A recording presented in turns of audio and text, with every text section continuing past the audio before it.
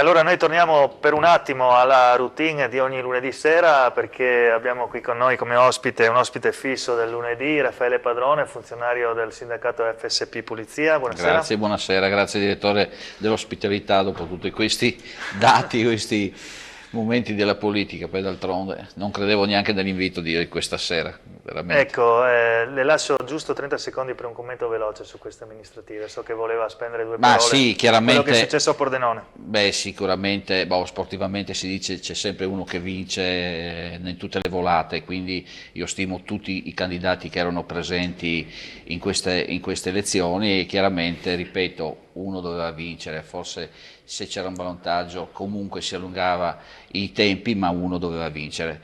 Per quanto riguarda personalmente e per quanto riguarda la mia federazione sindacale di polizia, faccio gli auguri al sindaco uscente e al nuovo sindaco Ciriani Alessandro, con cui abbiamo anche lavorato in sinergia e soprattutto le forze dell'ordine hanno lavorato in sinergia con le forze di polizia del comune di Pordenone. Quindi ben venga il suo ritorno, la città per quanto mi riguarda ha avuto i suoi successi, chiaramente, ripeto, nello sport e anche nella politica purtroppo uno doveva vincere. Con le stime degli altri che hanno chiaramente, e ho visto, battagliato, ha vinto uno, il migliore non lo so, ma ha vinto uno. Quindi complimenti a Ciriani e al sindaco di questa città.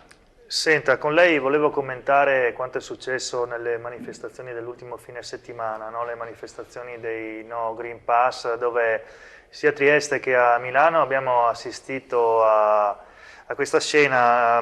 I poliziotti si sono a un certo punto davanti ai manifestanti si sono tolti il casco e in qualche caso hanno stretto anche la mano ai manifestanti in segno così di distensione, no? Ma O ecco, anche di condivisione, forse, ma no, devo precisare una di alcune cosa, idee, chi lo sa. e magari facciamo anche chiarezza su questo, perché non è la prima volta che gli operatori si levano il casco e continuano a seguire il corteo, perché tante volte dice sfilano insieme ai manifestanti, non è così, noi dobbiamo Quindi è una sorta seguire. di protocollo, No, no, diciamo. è una sorta di protocollo, cioè noi seguiamo la manifestazione o dietro, ai lati, ai cordoni, se vedete le scene nelle televisioni, quindi non è un sfilare insieme.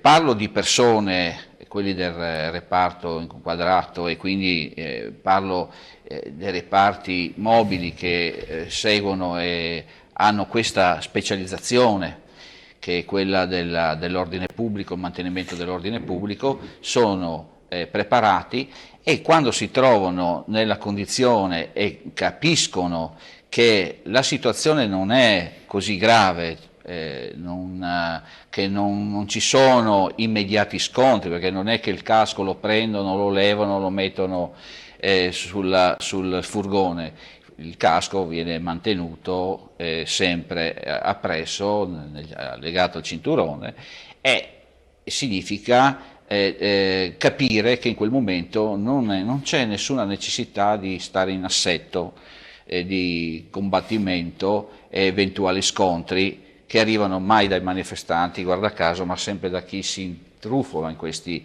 cortei per creare confusione.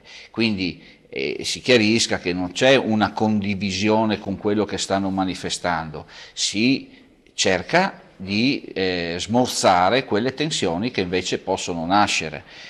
Purtroppo le immagini molte volte ci fanno capire che queste tensioni sono create da persone che poco hanno a che fare con quella manifestazione, sputi, insulti agli E che agenti, sono se vi lì solo ricordate. per provocare lo Sì, scontro. se vi ricordate, sono passati tantissimi filmati a Bologna, la polizia, presi a sassate, il collega che prende il casco lo butta sulla macchina stufo perché deve stare lì a subire insulti di donne perché mandano avanti magari queste donne a esaltate, a provocare gli agenti, e i colleghi anche di una certa età, perché ormai questa è la situazione in Italia, prende il casco, lo butta lì e dice io devo farmi insultare.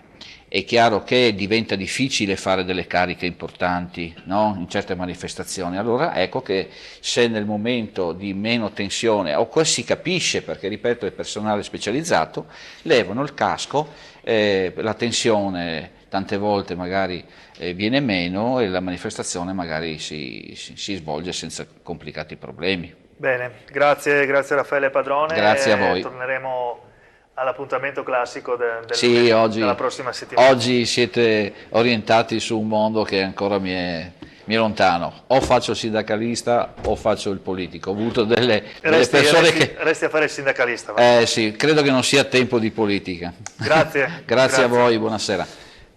Procediamo con un po' di cronaca. Certo, diversi controlli da parte delle forze dell'ordine nel corso del fine settimana nell'ambito del rispetto delle norme anti-Covid sanzionata la responsabile di un locale di Gemona.